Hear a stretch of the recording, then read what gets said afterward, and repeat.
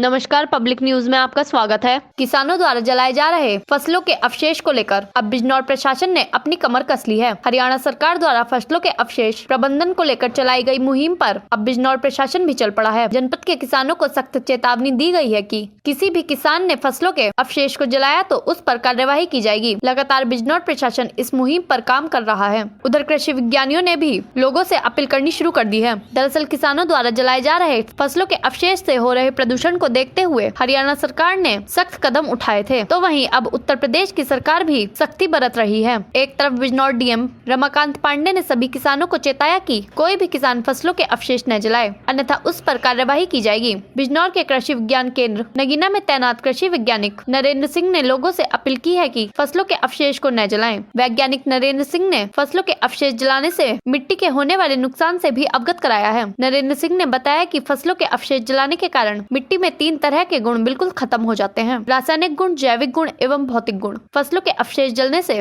पूरी तरह खत्म हो जाते हैं। वैज्ञानिक नरेंद्र सिंह ने जानकारी देते हुए बताया कि फसलों के अवशेष न जलाकर उनको खेत में ही नष्ट किया जा सकता है। फीडर मशीन, मल्चर मशीन व सिविल एमबी प्लाउ मशीन द्वारा फसलों के अवशेष को खेत में ही नष्ट किया जा सकता है, जिससे आने वाली फसलों को भी काफी फायदा पहुँचेगा। फिलहाल बिजनौर प्रशासन व कृषि विज्ञान केंद्र में तैनात वैज्ञानिक जनपद के सभी किसानों से फसलों के अवशेष न जलाने की अपील करते नजर आ रहे हैं।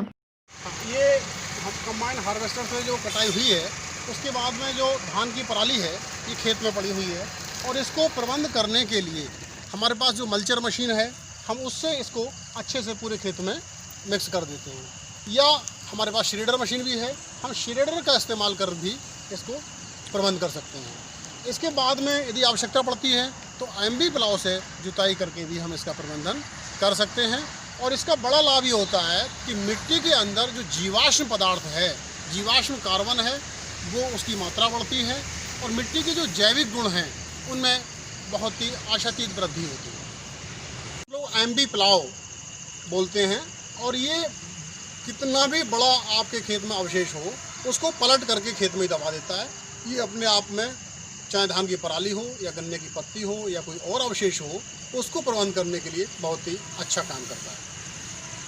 ये मशीन मल्चर इसको बोलते हैं, और इसके अंदर एक रोटर लगा हुआ है अंदर।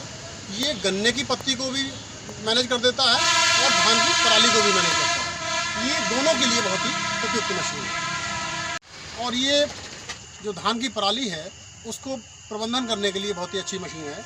इसके अंदर ये ब्लेड्स लगे होते हैं, और जो कंबाइन से जो बड़े बड़े ठूंठ रह जाते हैं उसको काट करके छोटे छोटे टुकड़ों में पूरे खेत में बखेर देते हैं। किसान भाइयों नमस्कार। इस समय धान की कटाई का कार्य बहुत तेज़ी से चल रहा है, और साथ साथ में गन्ने की कटाई भी शुरू हो चुकी है। इस समय बहुत ही महत्वपूर्ण यह है कि कुछ किसान भाई धान काट करके जब गेहूँ बोते हैं और कंबाइन के माध्यम से जब धान की कटाई करवाते हैं, तो उसमें क्या होता है कि कंबाइन बड़े बड़े तो ठूंठ छोड़ देती है और कुछ मोटा मोटा पराल पीछे निकाल देती है। इस परिस्थिति में क्या होता है कि किसान भाइयों को उसका प्रबंधन करने के लिए आग लगाना सबसे सुविधाजनक महसूस होता है। लेकिन किसान भाइयों, ये बहुत ही गलत प्रक्रिया है। इससे कई प्रकार के नुकसान होते हैं। पहला तो आपकी मिट्टी के जो गुण हैं, भौतिक गुण, रासायनिक गुण, जैविक गुण, जो सबसे ज़्यादा महत्वपूर्ण होते हैं जैविक गुण, वो प्रभावित हो जाते हैं। दूसरा, प्रदूषण होता है, इसमें कोई संदेह की बात नहीं है। तीसरा, जो हमारा अवशेष है, चाहे वो पराली का हो चाहे गन्ने की पत्ती के रूप में हो, यदि हम उसको जलाते हैं तो जो पौधा अवशोषित करके उस अवशेष में पोषक तत्वों को छोड़ देता है, वो जल करके सब नष्ट हो जाते हैं। तो पोषक तत्वों का जैसे नाइट्रोजन, फास्फोरस, पोटेशियम, सल्फर, इन सब का नुकसान होता है। मिट्टी के जैविक गुणों का नुकसान होता है, प्रदूषण होता है। ये सब ना हो, इसके लिए आवश्यक है कि आप फसल अवशेषों का प्रबंधन इस प्रकार से करें कि आपको जलाना ना पड़े। बात आती है कि फिर किसान भाई क्या करें। जब हम कंबाइन हार्वेस्टर से कटाई करवा रहे हैं तो हमको ध्यान रखना चाहिए कि हम ऐसी कंबाइन का प्रयोग करें जिसमें सुपर एसएमएस सिस्टम लगा हो। एसएमएस का मतलब है एक्स्ट्रा मैनेजमेंट सिस्टम। उस प्रकार की कंबाइन से हार्वेस्टिंग करवाएं आप, तो वो पराली को जो मोटा मोटा पीछे निकल जाता है उसको ढेर नहीं बनाएगी, छोटे छोटे टुकड़ों में काट करके पूरे खेत में एक समान बखेरती चलेगी। उससे आपको खेत की जुताई करने में या अन्य शस्य क्रियाओं को करने में कोई असुविधा नहीं होगी। यदि इसके बाद भी आपके पास ये कंबाइन नहीं है, तब आप जो श्रेडर आता है आप उस श्रेडर का इस्तेमाल कर सकते हैं, मल्चर मशीन का प्रयोग कर सकते हैं, और इनका उपयोग करने के बाद में यदि आपको सीधी बुवाई करनी है तो आप हैप्पी सीडर मशीन का उपयोग कर सकते हैं। हैप्पी सीडर मशीन अपने आप में बहुत ही अच्छी मशीन है। इसमें पुराल को सही से व्यवस्थित करने के लिए एक रोटर लगा होता है और बुवाई करने के लिए सीड ड्रिल होती है, यानी कि दो मशीनों से जोड़ करके एक मशीन बनाई गई है, इसलिए इसको हैप्पी सीडर कहते हैं।